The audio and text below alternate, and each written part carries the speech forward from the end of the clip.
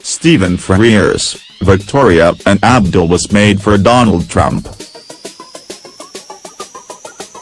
The British director says it's no accident that he made a historical film that seeks to dismantle Muslim stereotypes.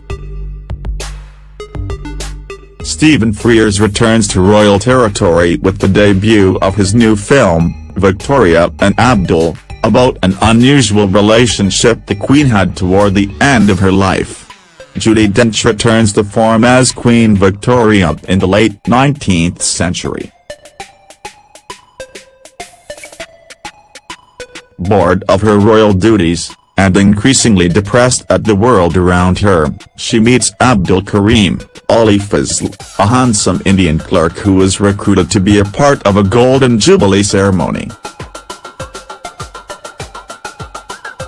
The Queen sees in Abdul a joy in life, unlike the staff around her who constantly brings her bad news. They grow closer and closer, and he begins to teach the monarch Urdu. The royal court is horrified that she has taken to a lowly Muslim servant, and they take action to sabotage their intimate friendship and send him back to India. Alongside premiering his new film on the Lido, Frears is also being honored with the festival's Jagar Lakho Ultar Glory to the Filmmaker Award.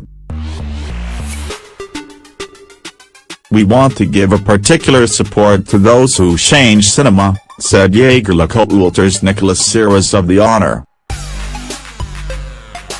On why he decided to make a historical comedy examining Britain's relationship with the Muslim world, Frears joked, "I thought to myself, what film would Donald Trump most like to see? It's quite irreverent."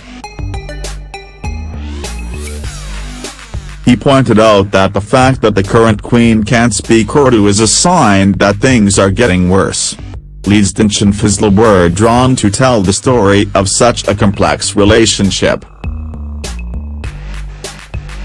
"It's very complicated, not just a feeling of love but a feeling of the delight of being able to be relaxed with somebody without anybody around, without anyone giving her any ultimatum or standing on ceremony in any way," Dench said of the role.